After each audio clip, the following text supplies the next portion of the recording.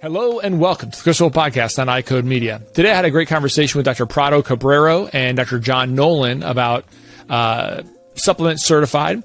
And we talked about the process, the why behind it, and then also their process to make sure that what a company is saying is in their supplement is actually, in fact, what is delivered in their supplement. I thought it was a great and interesting conversation. Please enjoy our conversation. And as always, be sure to subscribe to the podcast, write a review, share it with your friends, and support those who support us.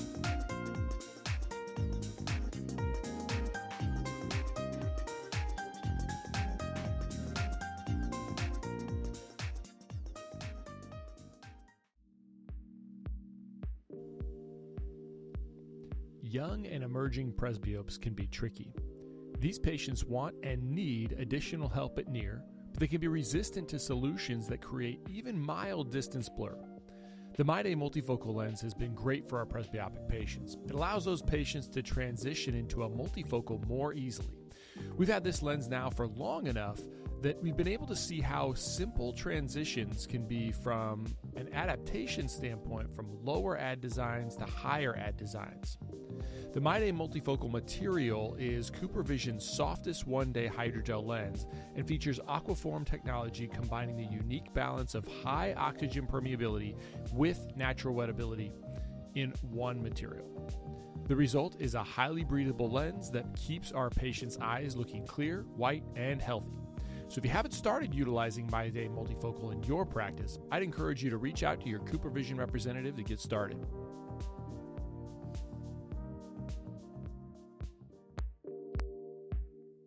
Getting young presbyopes in progressive lenses can be tough, but it doesn't have to be. Varilux Liberty 3.0 lenses are an introductory solution for emerging presbyopes, and they're available in select ad powers. This lens provides an all-in-one balanced vision solution for an accessible and great first-time progressive lens wearing experience. Learn more about Varilux Liberty 3.0 lenses and get free resources to help start the progressive lens conversation with your young presbyopes at slorepro.com/Varilux.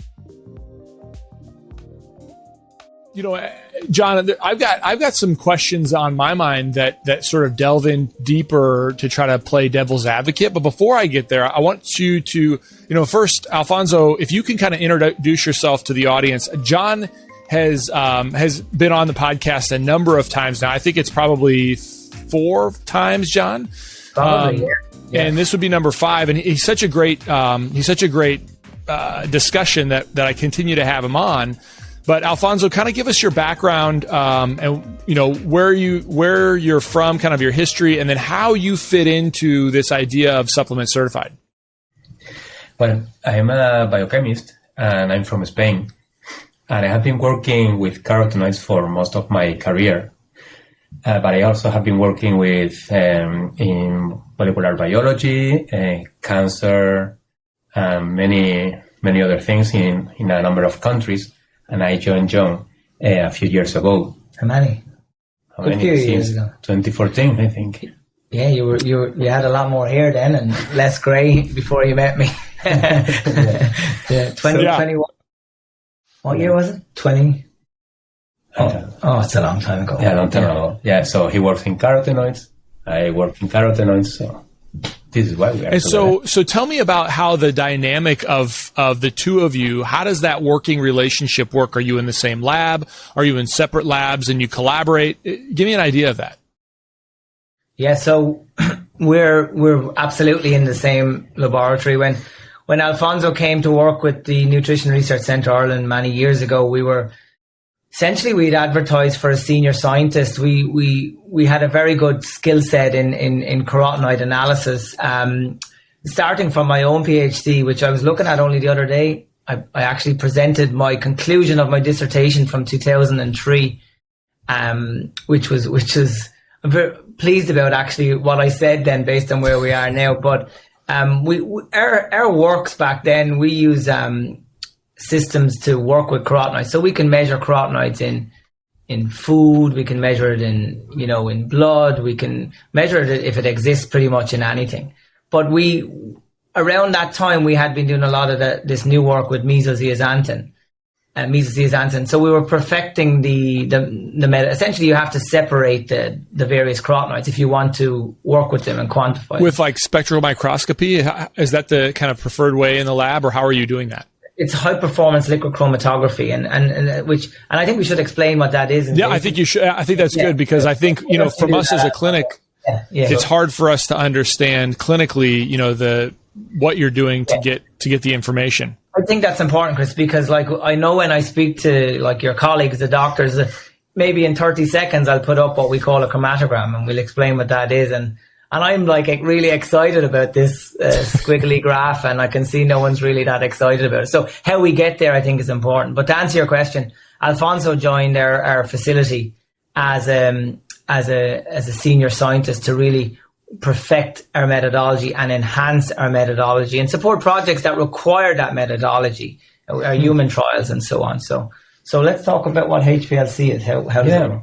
You said spectrophotometry, and we use that, but HPLC is a kind of improvement in spectrophotometry, because if you have a sample with a mix of carotenoids, let's say, and you go to a spectrophotometer and you measure that, you will get a reading, you will get a number. But if you have 3 carotenoids in that sample, you won't be able to separate. You won't know which carotenoid is contributing more to that number. When you use an HPLC, you can separate these 3 carotenoids. You use it's a column. If you think of a pen, like this one, for instance, you have here. So this is the size of our columns, but it's not filled with ink, it's filled with a special powder. So our sample with the 3 carotenoids enters the column in this way. And then this powder, with these properties that it has, makes the 3 carotenoids run through the column at a different speed. Mm-hmm. So when the first carotenoid comes out of the column, we have a spectrophotometer that records the peak. So we see a peak. And then comes the second carotenoid, and it's recorded. And then the third. So we can see with the spectrophotometer the contribution of each peak to the whole measure. So my background in was I have a biotechnology undergraduate degree, and I'm thinking about this like a Western blot maybe is sort of the same time, like you create a current through a gel and then it pushes those down a certain level based on how big those chemicals are, or does this happen much more rapidly?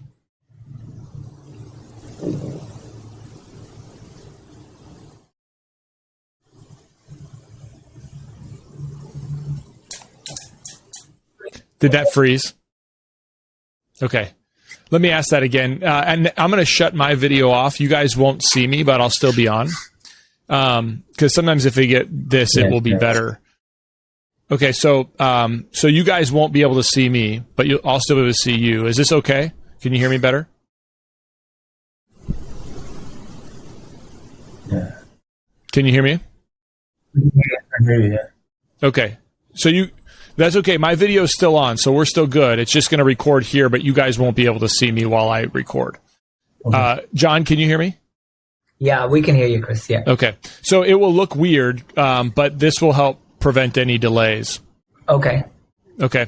Natalie, you can hop off. It'll still work because I did this last week when I was in Maryland, or when I was in Maine. Or you can get off. Yeah, there you go. So let me ask that question again. Were you able to hear the question before, John? Yeah, absolutely. Yeah. So go ahead. I guess, yeah, we'll cut it there, and then you can respond.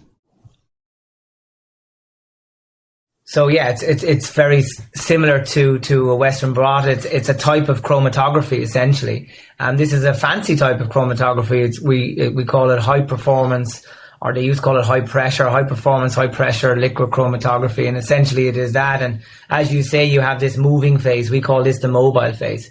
So I like to look at it as a kind of a separation chemistry, because there's chemistry everywhere. There's chemistry in the carotenoids that we work with. There's chemistry in the stationary phase, which is, as Alfonso described, is the column. And then there's chemistry in the mobile phase, which kind of pushes the samples through. And so essentially the optimization of a protocol is the optimization of the elements of the chemistry to allow you retain certain compounds and push others through. And the idea here is that you can separate any of these carotenoids.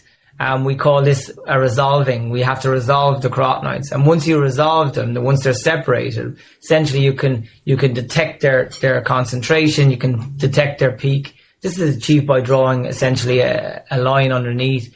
And essentially you're referring back to a standard. So we will have a standard of lutein, a standard of zeaxanthin, a standard of mesozeaxanthin, or whatever carotenoid we're working with.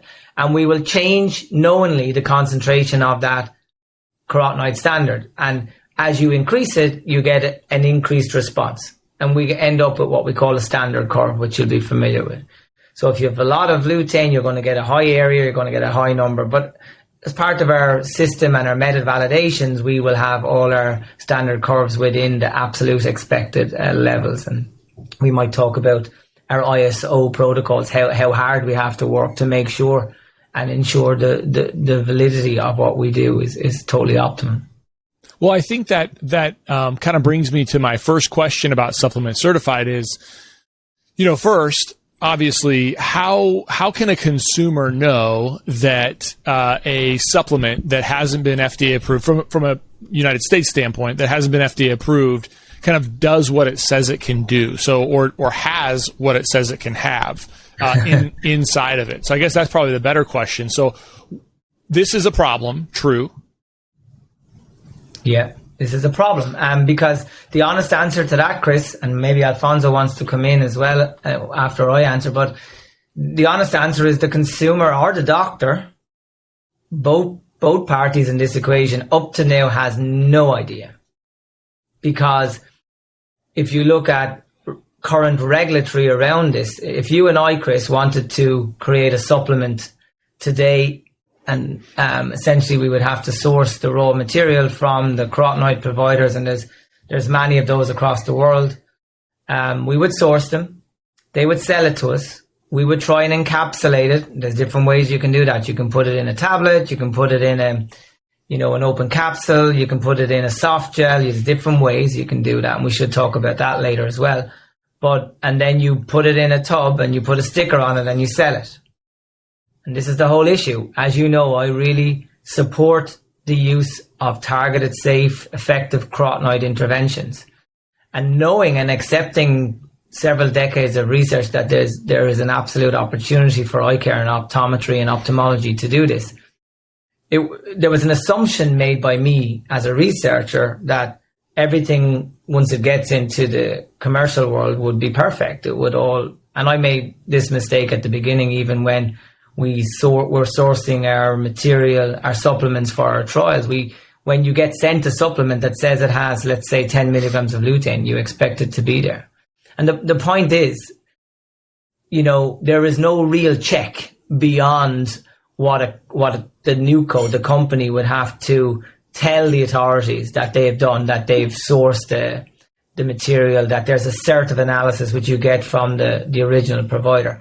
But from that second on, there's very little, if any, checking, right, Alfonso, of the supplement. So there would be, sorry, Alfonso, I do want you to answer that, but so I can wrap my mind around this.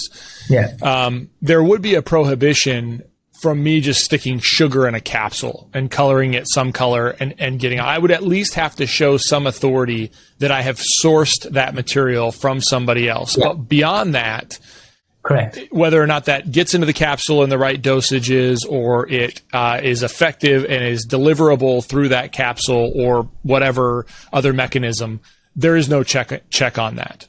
Is that correct, Alfonso? There is no check, no. And many companies, we know that they are doing very well. At least when we measure at the beginning when we get a bottle of a product. A different story is how this product behaves over time. It's another story.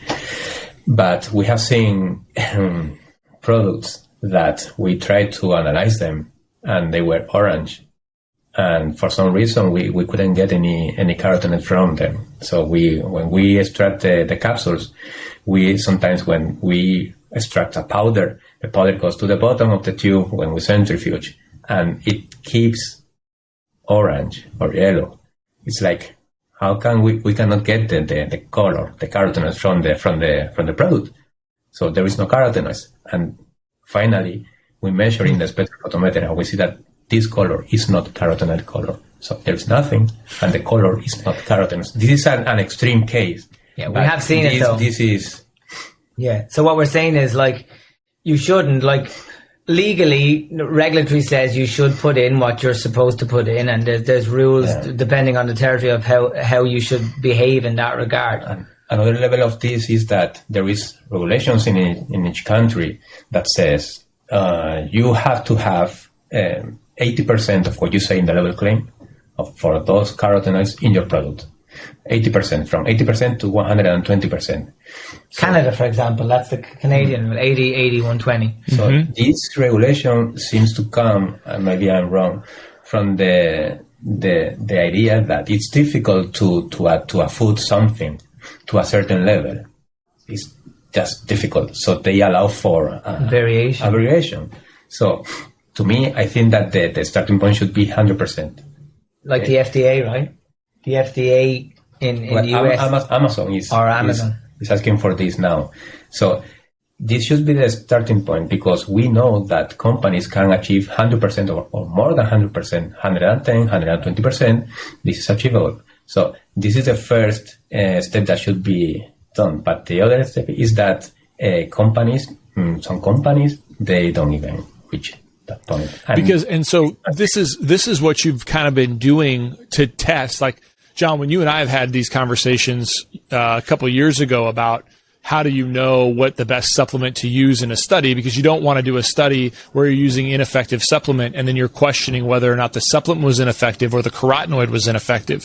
So you've been doing these types of things for years and years and years within your own standards to decide which supplementation you're going to use. Is that correct, Alfonso and John? Yeah, that would be correct. I mean, and we made mistakes, 20 years ago when we did our first, so Alfonso wasn't working with it, but when I did my first supplement study, it was a lutein, but it was in a very hard capsule.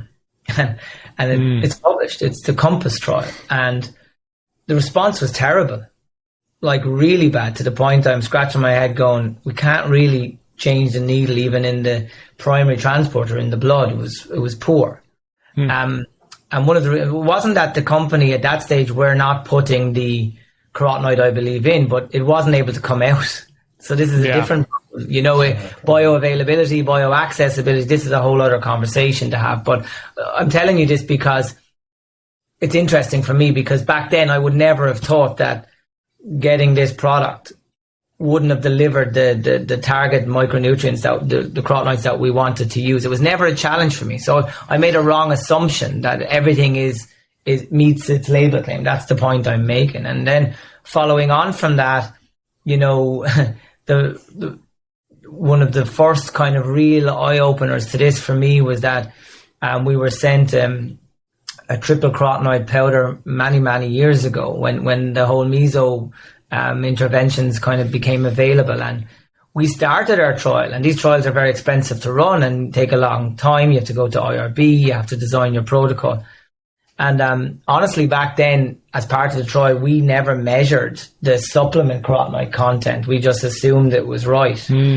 But what we were seeing, we were looking at the various response, and then we developed the capacity to be able to work with supplements. And what was supposed to be the 10-10-2 formula many years ago wasn't. It was like, I can't remember totally, but it was significantly lower, and the ratios were all off. And when I reported it back to the company, they were like, well, it should be the 10-10, and it wasn't. And what we published that work, and what they did was they got rid of that formulation straight away. They discarded it. And that was the first indication to the importance of the formula, that there's different ways you can keep these carotenoids steady, because as soon as you take them out of the plants, and primarily the marigolds, and you put them through a process to purify them, you're making them vulnerable, because you're taking away what otherwise protects them, which are the palmitates, the esters. And so if you don't formulate them correctly, like we had one product recently, product heavily promoted in Canada, and it was in a powder, And I think it was 28 days, Alfonso, it just dropped completely. Yes. 28 days after we opened. So there's air getting in. And as soon as that happens, these carotenoids won't last long at all. So formulation is key. I mean, I believe there's some companies out there that genuinely are sourcing what they believe to be the right amount of raw material, and I believe that the companies selling those raw materials are giving them, the formulation they're looking for. But how it's formulated and encapsulated and protected thereafter, I believe, is where a lot of the problems, and that's where a lot of the science here begins at the source for me. Yeah. Well, I think that's kind of where we can sort of transition into, we've already sort of described the problem. So you have the problem of, sourcing appropriate materials, putting the correct amount of those materials into your supplement. And then you have this third problem of making sure that it's bioavailable and stable once it is open. So to me, this seems where what you and I have talked about, well, the three of us have talked about before, is supplement certified in terms of what does, what is the process? So Chris Wolf wants to manufacture a carotenoid. I source it. I send it to you. Tell me, what do you do? Yeah. Why, first of all, why would I want to do that? And second of all, what do you do to know that my supplement is going to check the box on all those things? So I think Alfonso is best placed to answer that, but I think what we should do here at this point, kind of close out the problem, because I agree we've identified that there is a problem. The extent of the problem, Chris, is what maybe your listeners would be really interested to learn, is that it's probably at about 75% of supplements out there that claim the eye carotenoids that we've been talking about do not meet the label claim. Not meet the label claim. 75% of the ones. So that's the extent. Yeah, that's high. I mean, I think that's probably, I don't know,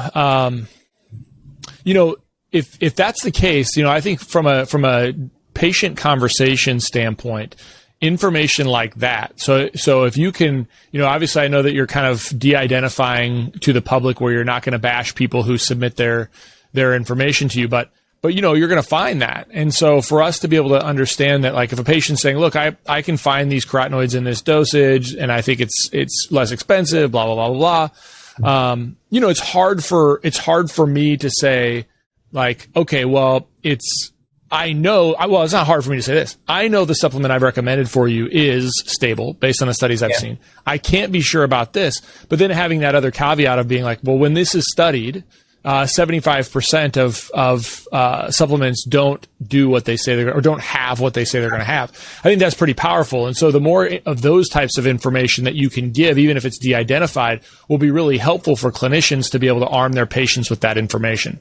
Yeah, I mean, I agree. I think what Supplement Certified wants is that we want an opportunity, a service, if you like, we want a service that protects the patients first and foremost, and the doctors that are making the recommendations. Because I compliment and I applaud your colleagues that have put time into education to really understand this, to make a recommendation. And now we have a responsibility to make sure that if the doctor is going on that journey with their patient, that at least what they're recommending is going to deliver what the patient believes they're going to get and what the doctor believes they should get. So now that we have this, it's about quality across the systems. And I think that's really and we want this to be really positive, that this is the point. We've had a couple of discussions and they're ongoing, and even there's an investigation underway by Health Canada, and based on a project that Alfonso and I did over the pandemic, to the point that there's so many failing and some in particular doing really poorly. But we don't want Supplement Certified to be like a whistleblower for that. I don't see that as the duty. We want it to be a positive service where companies that know they're doing this right, that work hard to do this right, can invest their earnings to make sure they go to another tier of quality. So therefore, when you are making that so it's a positive situation, and it's not exclusive to any company. It's open to anyone that has the right to sell supplements in the eye, brain, health space market that have carotenoids. We believe we can deliver a quality stability service for those customers. So where this becomes successful, I believe, is actually going to happen from the patient, and it's going to take time. It's going to be a point, and we've seen this happen already, where the patient actually says, look, I know this is important. I want what's best for me. Okay, it costs money. I have to invest in it. How can I be sure as the patient, as the consumer, that I'm getting what I want? And then the doctor understanding that too. I think it goes both ways. Eventually then there's this requirement, there's this, we're going to insist on the quality. And the wee bit is kind of that collective piece between the doctor and the patient. The people that should be paying for it are the companies that are selling you and promoting and marketing their supplement material to you and telling you, we have the best supplement because, and they all have their own, I've seen all the stories, right? And that's fine. But they absolutely need to back it up with science. That's one piece, but that's not for today's discussion. What we're talking about today is, can they back it up with an appropriate stability program that gives that quality piece to you, the doctor, and ultimately the patient. So it's a very positive movement is what we want. Yeah. Sometimes even a company we can find for them that they are not having 110% of the carotenoid, whatever. They are having 150%. Too much. By mistake. So then they can lower their levels up to 110%, 120%. So they save money. And we've seen this happen, We've seen this happen. The formulation part is relatively complicated. It's the bigger companies, typically do it better because they work with kind of more checking and regulatory. But ultimately, to your first question, the consumer can know and will know, and eventually it's this stamp of approval that it's on it, that this is supplement certified, which is very different to being allowed to sell a supplement. The regulatory piece that exists, which is different for every country, is kind of like beatable, if you know what I mean. You can do enough to get going with this, and then the problems begin. So it's that next layer, right? So do you want to talk about the process, how this works? So I think that we can describe it as, imagine that you go to the pharmacy and or to the supermarket and you get a bottle of any supplement, any brand. So what we do, if this company is in our program, we take one bottle of every lot produced for that product. So we take the bottle, we open the bottle in our lab, and then we take 3 capsules of it randomly, and then we analyze these 3 capsules, and the results that we get, we average them, and this is the results. We send a report with those results to the company, and if they pass, so it goes it goes live. So the customer will know, the company will know, and that's there. If there is, for instance, if for one carotenoid they don't have 100%, they have 90% of that carotenoid, we give a time to the company to improve their formulation to reach the 100% level. So still they will have our label, but there is a commitment from the company to achieve 100% in every carotenoid that they have in the supplement. So they're checking every lot, is what you're saying? Every lot. So they start with you. They establish that they have what they say they have, but then in the future, what they do is they make sure that their processes stay consistent, and so that lot comes off, and then they're going to send one bottle from that lot. And when they give me a sample, like an assessment of, because I don't know, if they're manufacturing a lot, is that like a consistent number of tablets or bottles or like what? It really depends the size of production, and we wouldn't even need to be party to that, because as part, some companies might only do 1 lot production a year. Some might do 4 or 5, depending on their volume. And what they have to do, as Alfonso said, is send their samples to us, and they're treated in those 2 ways. One is label claim today, and the other is the label claim over the shelf life. And actually there's 3 parts to it. It's label claim today, it's label claim over the shelf life, and it's label claim over actually the duration. So if it's a 30-day supply or a 90-day supply, we look at it. Does it survive that journey too? We see, and because that was one thing I learned. I wasn't expecting to see that type of deterioration that can happen if the supplements are not formulated correctly. Yeah, and we found. So Alfonso, does that mean? Sorry, but does that mean? You give them this wiggle room. You said, but if does it have to stay at 100% for that full Yes, shelf life? 100%. Okay. So it can't dip to 90 or 80. There's not a window of 40%.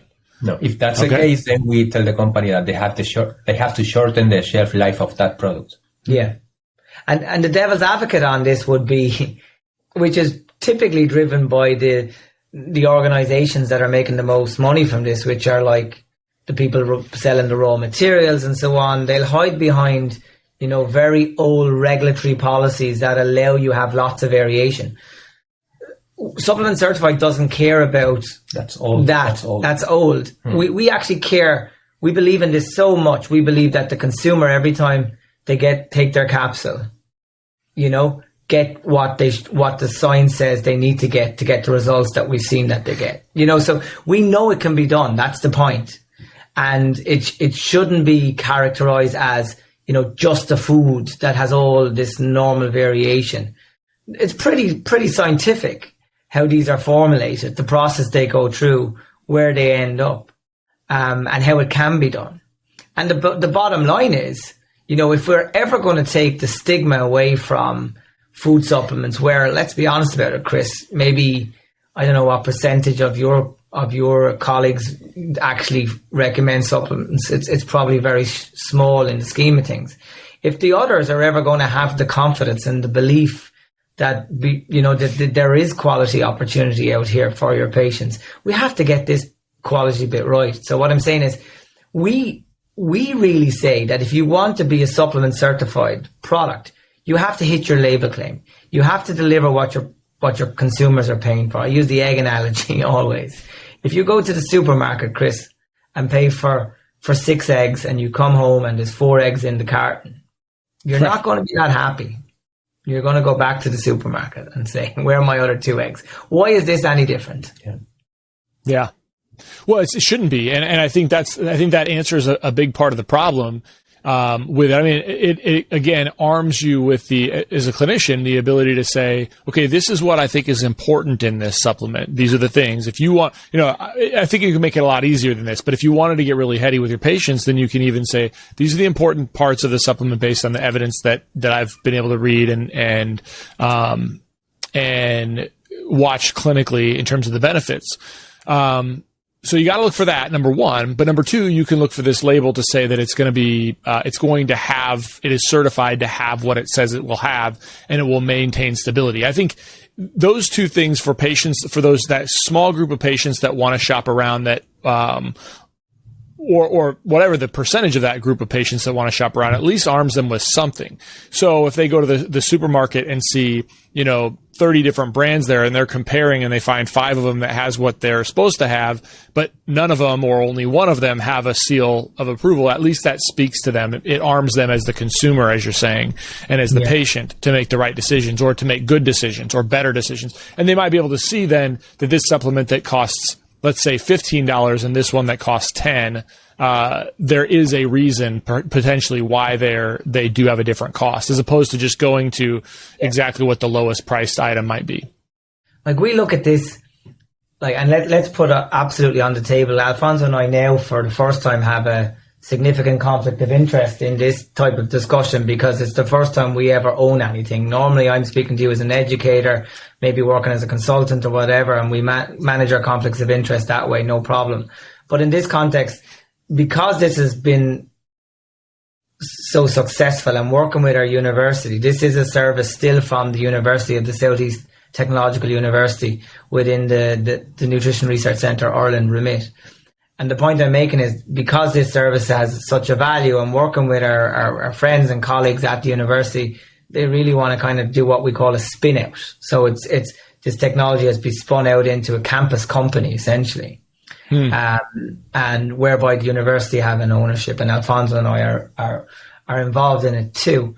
But what we believe is for any company that is making a profit and selling these supplements, why would they not invest back into this quality testing program?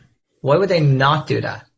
Could there be any other reasons, Alfonso, that you would be missing? So where if I'm a company that doesn't think I'm going to pass your test or doesn't pass your test, right, or pass the test of what's in it, are there any other potential things that as a company I could point to and say, well, you haven't thought about this, and my supplement does this or will have this, and your test isn't going to do what it says it does for my supplement because mine's so unique.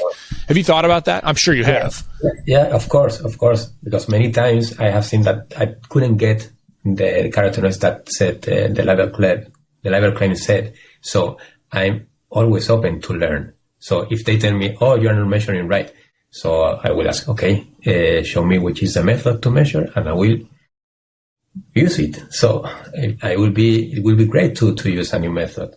And then if it's working, then we validate the method and we learn. But for clarity, Alfonso, and I want to come back to your first point, Chris, about the first potential concern. The trust, yeah. The trust bit. I think that let's come to. Oh, yeah. But let's deal with this other. I mean, what we're saying is our current methodology has gone through 2 years of ISO preparation, that it is of a standard, that it's valid, that it delivers what it says. We know exactly what we're doing. To kind of just add a little bit to Alfonso's answer, one of the other potential reasons is that we say basically if they're in oils, we see that they're very stable. If we see them in powders, we see that they're not going to be stable, they're going to degrade. Now, the argument to that can be thrown at us is, well, it's in what we call a beetlet, and a beetlet is a particular type of formulation that has been around not just for carotenoids, for many, many different type of ingredients. And beetlets can be very, very useful for certain micronutrients. But in terms of the carotenoids, even we kind of know because we can look at them under the microscope if beetlets are present or not. So we go to that level of audit. But let's just say there was a beetlet there and we're not detecting the label claim. The company could argue, well, you just can't detect it because you can't break down the beetlet. My counter argument to that is if we can't break down the beetlet with our very, very aggressive extraction techniques, which would be far more aggressive than the stomach, for example. Okay. Well, what value is it to supplement in the first place? We can't get it out with a hammer, basically. So what would the answer be? So again, what would the answer be to that? I guess probably not a lot, but what would the answer be? The answer would be is that if the company tells us that there's a beetlet and we're not getting labeled, we'll always go in a consultation with them. We don't just go, you fail and you're wrong. There's a communication with the company to understand how it's formulated, and if there's something, because they should be able to tell us, what type of beetlet it is, for example. Knowing that, we absolutely can break it down. We absolutely can detect what's present there. So I think the point I'm trying to say is in the very rare case, we could be accused of not detecting label claim because our method is not fit for purpose. Because if you look at an oil, you have to look at a certain way. If you look at a tablet, you have to look at a certain way, and so on. But we've really perfected those. Alfonso's point is, of course, just like any science, methods will always improve. We are researchers. We're researchers as well. This is a research industry service essentially now. So we're curious. But we have to be clear though. We're very confident in our analysis. If we produce a report that we say fails label claim, we'll only produce the report if we're sure based on all methodologies and appropriate methodologies with what we believe to be the raw materials or the supplements we're working with, we give an answer. Do you understand, Chris? Yeah, and I think that when I listen to you talk, it can be easy to, to try to be defensive about a position. So I ask you, what do you think of this? And you analyze it and say, it's not very good, Chris. And and like that's one way to approach it. But from what I'm hearing from you is you actually approach that and say, well, we're not getting out what we think what you are claiming is in there, or what you think is in there. Can you help us understand why that may be the case? That's a totally different approach. And I think that it speaks to the underlying, goal of trying to understand, as opposed to like, prove this is right, prove this is wrong. Yeah.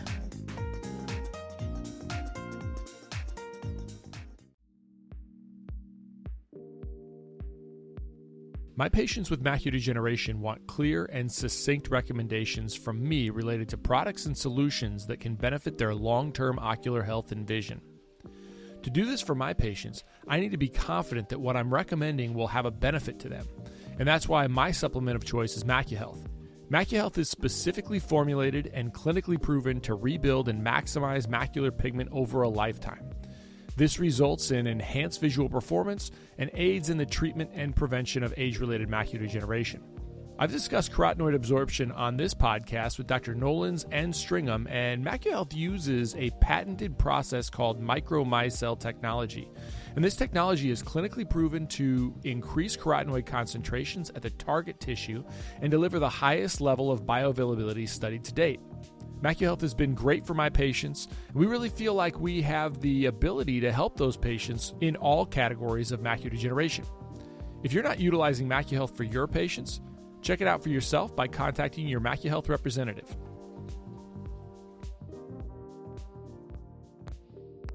The most common questions I get include, what ophthalmological codes or evaluation and management codes should I use?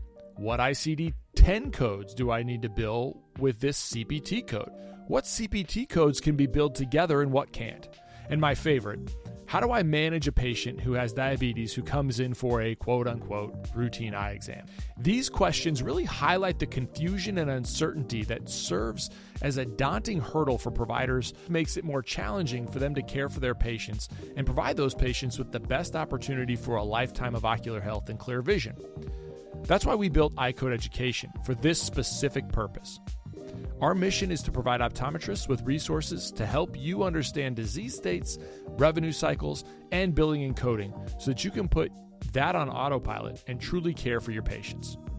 Check out iCodeEducation.com. That's EYECODE education.com. We've developed a premier billing and coding bundle that includes all of our billing and coding resources in one place. We also have a 10% discount code just for listeners of this podcast. Enter the coupon code EYECODEMEDIA22 at checkout. We'd love to work with you. Check out iCodeEducation.com.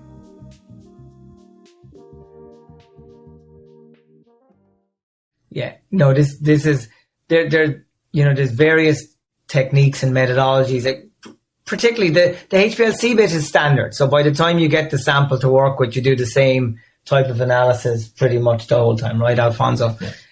But it's where we can have problems, to go back to where maybe this fall down is, it's always related to the extraction piece, I would think. Are you getting it out? And then there's as you say, it's a consultation. And we pretty much believe we know most of what we should know at this stage, notwithstanding we'll always learn. Yeah, this is why we work with memberships, because we have this time, 1 year, to discuss, to improve, and all that. Yeah, it's a membership. So the companies that we have signed up already, say, okay, this is really good value for me because A, they're going to have this quality approval that verifies the label claim. That's the primary. B, we've seen it help them with their regulatory piece as well. It provides a document that they can use when they're registering the product or whatever. And C, it really helps them. And I've seen this firsthand, helps them in their scientific marketing, their scientific storytelling, which is totally appropriate as well. If they're doing it right and they've proof that they're doing it right, they get the value of being able to say that, and the doctor benefits and the patient benefits.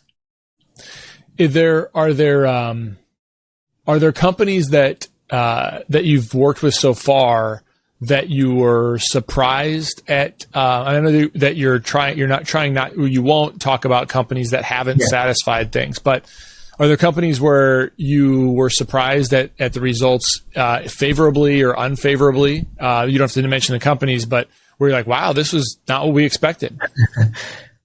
Yeah. You say high or low? So but the question Yeah, is like, either one, either way. Yeah, like have we ever been really shocked? Yeah. I mean, I was pretty shocked last week, right, in a bad way. Can you describe maybe generally what happened that made you shocked? Yeah. Good point. So in terms of the companies that we've kind of engaged with so far, and it's probably 6-7 companies now that and they're competitors to each other, by the way. Some of them, they're pretty much, there's been no main surprises there. Where we've seen surprises is in our R&D piece connected to Supplement Certified, where we're actually, looking at various supplements, for different reasons, meta development, meta testing. And actually, like last week, not as part of the Supplement Certified approval, there was a scientific colleague of mine who was at the Bonn conference who actually saw Alfonso's presentation, said, I'm working with, a very different company to the one you, John, use in your trials. And he's partnering with them. He wanted me to look at the supplement, and he sent it to us and we analyzed it. But the first thing we did was we looked at the supplement, Chris, and it was white. So we kind of knew this was going to be interesting, but it had zero carotenoid. Zero, right? Yeah. And the other that might have been the one I saw. I saw something about. I put it on the LinkedIn. Yeah. I mean, you didn't. It was de-identified, but I did see that. Yeah. Yeah. So I mean, pretty remarkable. That was surprising. Did he change course? Did he change course and try to find another company to work with? This is all new, Chris, because we have to see. I mean, this is all new insofar as if everyone is genuine here, and if you have that information, you would imagine and hope that they would change course. But we know of examples as part of our R&D work now, not our Supplement Certified work, that we reported back to the companies and instead of accepting that there was a problem, the reaction was very, very negative. What I'm hearing from you say is that you have these large companies who have memberships to test their products on an ongoing basis. But if I had the wherewithal as a clinician to have a supplement that somebody asked me, said it was going to be valuable, and I wanted to evaluate that on my own, is part of your business model to be able to evaluate that on a one-off scenario where I could just test something that maybe is a company that didn't go through your process? Would you do that? I think that would be catered for by the initial consultation piece, that, where we would work to make sure that we can work with that product and give an idea as to, what's about that. It doesn't mean that company gets to have the Supplement Certified approval stamp where they can go, saying, oh, we have this, because essentially the reports are ongoing, formally generated. Yeah, it's an ongoing process, but we will always be happy to have a consultation with any company that wants to do the right thing by this and get some testing done. And look, like, we're so confident in this that even if on the back of this loads of companies say, oh, I'll send you mine, we prove that it's confidential. We're not going to start talking about that company in a negative way. It's not what we want to do. We will give the information, but then they have a moral dilemma to address. If they're happy with what they see and they want to go on the program and stay on, great, and that's great for their patients and their doctors that they're selling to. If they don't, that says something else. And so the only way to make everyone want to get to that place is to make sure that eye care community and the prescribers, if you like, which are the ODs, require it. Say, well, I want my product to do that. Yeah. Receiving of the product, the analysis of the product, the reporting of the product. It's part of a validated process that involves people, methods which are validated, right? And ISO 17025 that we have applied for. So this means that every year we will have people auditing to the lab, auditing and asking for reports, for instrument reports, and for how do we manage our data. Yeah. So it's a third party that's going to come and say you are doing things right or not. So absolutely, the data is the third data. Party. Yeah, and that third party, Alfonso, is basically some sort of another certifying body that says if you're a lab and you're doing these things, we can trust what you're doing. And I think from the supplement certified point of view, everything, that's the other thing we didn't kind of explain well, that the benefits to the companies that do this, there's two levels of benefit, right?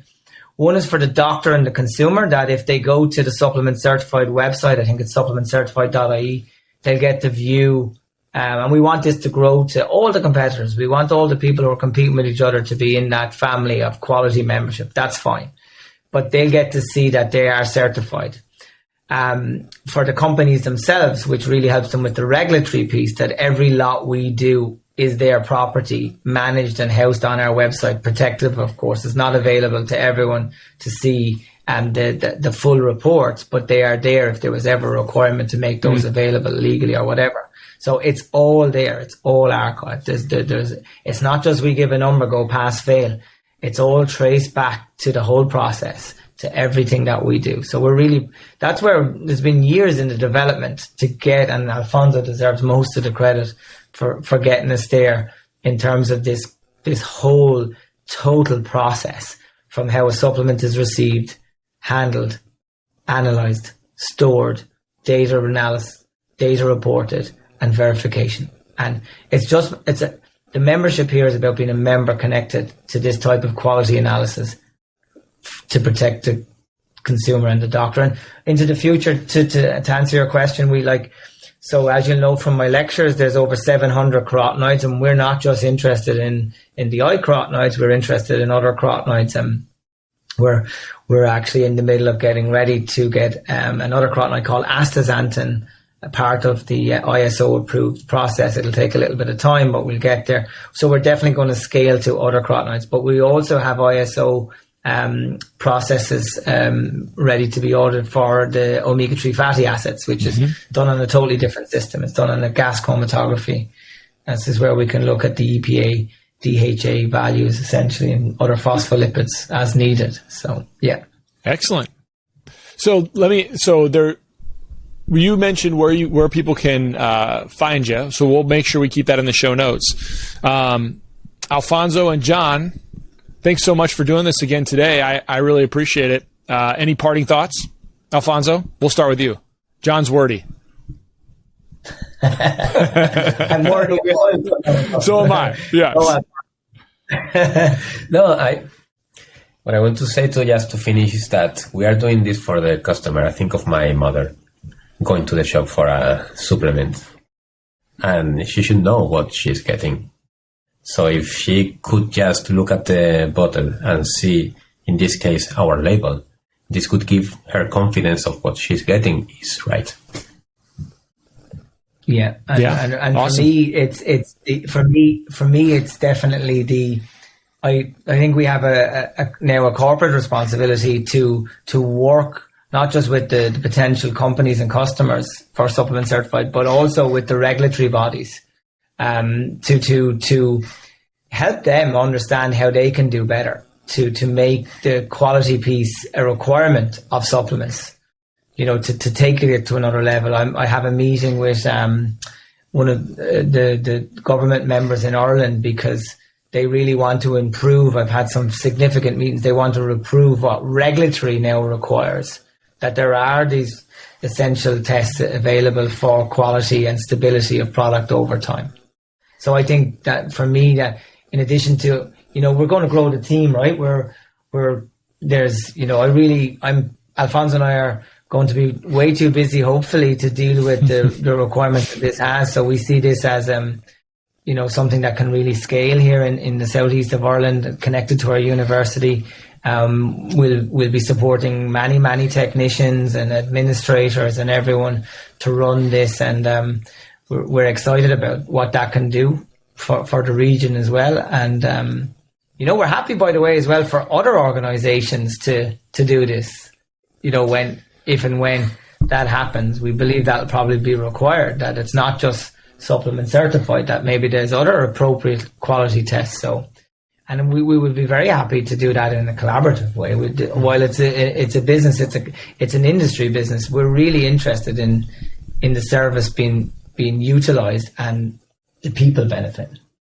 Well, I think when if you know much about me, I'm generally like to have, independent businesses kind of forge the way. And sometimes you have to. I think in a lot of ways, especially over the last couple of years, people have relied on government agencies to do all the bidding.